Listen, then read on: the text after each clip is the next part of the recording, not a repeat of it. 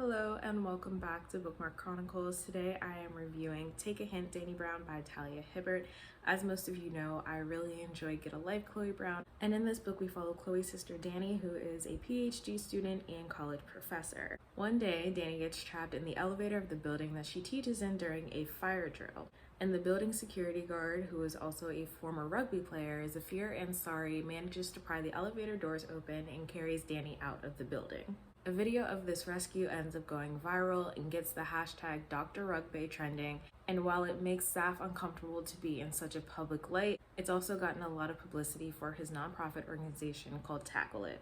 Because this publicity is exactly what Zaf's organization needs, he proposes to Dani that they pretend to be a couple for a little while so that he can capitalize on all the attention that he's getting, and then after a month, they'll break it off. Dani not only agrees to this, but proposes another deal, that they also become friends with benefits. I really enjoy Talia Hibbert's writing. I think her books are hilarious, and this one made me laugh out loud just like the last one. I know that I have an unpopular opinion here, surprise, but I actually ended up liking Chloe's book better than this one because there were some tropes that were used that I'm not a fan of, and some of the decisions that were made just did not make sense. So I ended up giving this one 4 out of 5 stars. On the other hand, some things that I really enjoyed are the discussion of dealing with the loss of a family member, as well as anxiety disorder. And no, neither of those are spoilers because there is a content warning at the beginning of the book, just like there was in Get a Life, Chloe Brown. So while important discussions are something that I tend to look for in romance novels, the tropes that were used in this book really ended up knocking my rating down. Otherwise, this could have been another 5-star read. So if you have not yet read Get a Life, Chloe Brown or Take a Hint, Dani Brown, this is your official spoiler warning. I say that for both of them because I will probably end up making comparisons between the two, and if you've read one and not the other, I don't want to spoil either one of them for you. So like always, let's get into the characters, starting with Danica Brown. I adore her. She's bold, she's funny, she's brilliant, but for someone who is so fucking smart like Dani is, I just could not agree with some of the decisions that she made because frankly, they were stupid. I'll get into that in a minute, but as a main character, I think I like Dani a little bit more than I like Chloe. I did really like Chloe, but Dani just has this confidence about her that I just really enjoy. Zaf is like PETA to me. We stan, and he must be protected at all costs. I love him. He's such a gentle giant. I learned a new term today, cinnamon roll, and I guess Zaf falls into that category. I think I like characters like that. Basically, it's a male character who is like very sweet and soft and just perfect for you, and I think Zaf is perfect for Dani. And I really love the concept of his organization Tackle It, where he uses rugby to teach young men how to get in touch with their emotions and process them properly, which a lot of people could benefit from that. One of the background characters was Dani's best friend, Sorsha, I think her name is, and I feel like she's a good friend, but overall, I felt like she was kind of irrelevant to the story. She didn't really play a major role because even with everything going on between Dani and Zaf, Dani wasn't really including her in all of that, so I felt like she wasn't really in the story enough for me to form a general opinion.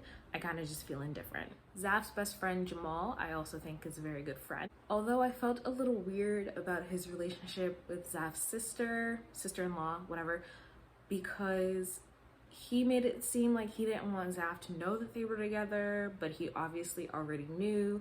And then at the end, he talks about possibly marrying her. So that makes me think that they've been together for a long time. So I don't know, that just seemed a little weird to me. So if you saw my recent video explaining my feelings on romance, then you know that I'm not a huge fan of tropes. So Dani's whole "I'm not deserving of love because my first boyfriend fucked me over" thing, I couldn't get behind it. One, because very few people stay in their very first relationship, and kudos to the people that do, because it's not easy, especially if you're your high school sweethearts. Those relationships don't always last. That's why people glorify the ones that do.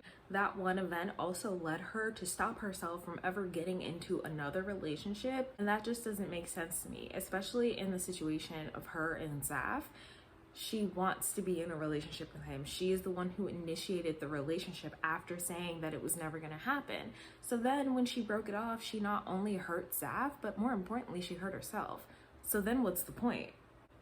On the flip side of that, one thing that I do really appreciate in romance novels is when important topics are discussed in a meaningful way. So I really loved the scene where Dani was being super supportive during Zaf's panic attack and how she didn't ask any questions. She literally just sat down on the floor with him in the middle of the street and told him to do whatever he needed to do. That was a really great scene. I also loved when Zaf finally opened up about what happened to his family and Dani talked about losing her Nana. I just really enjoyed that because I felt like it was real and relatable. I also love that Dani's anniversary gift to Zaf was getting his favorite book signed. Literally, there is no better gift for a bookworm. So as I mentioned before, I only ended up giving this one 4 stars because of the tropes and the decision that Dani made. I just couldn't get behind that because the conflict felt so unnecessary when we already knew they were going to end up together in the end. Technically, this is not a series, but there is going to be a 3rd book, Act Your Age, Eve Brown, which focuses on the youngest Brown sister, and I did pre-order it. Even though with the snippets that we've gotten of Eve in the past 2 books, I don't think I'm going to like her as much as Dani or Chloe. She just seems really over the top and not someone that I would actually be friends with in real life, but I'm still gonna read it and see how it goes. I believe that book will be released in March. So if you have read Take a Hint Dani Brown and or Get a Life Chloe Brown, let me know in the comments. Let me know which one you read and how you felt about it. And if you read both, which one did you like better? I think it's interesting that even though I like Dani more as a character, I ended up liking Chloe's whole story overall better. So I wonder if anybody else feels that way, especially since more people tend to like Dani Brown's story overall much better than Chloe's. That's all I have for you today, and I'll see you in the next video.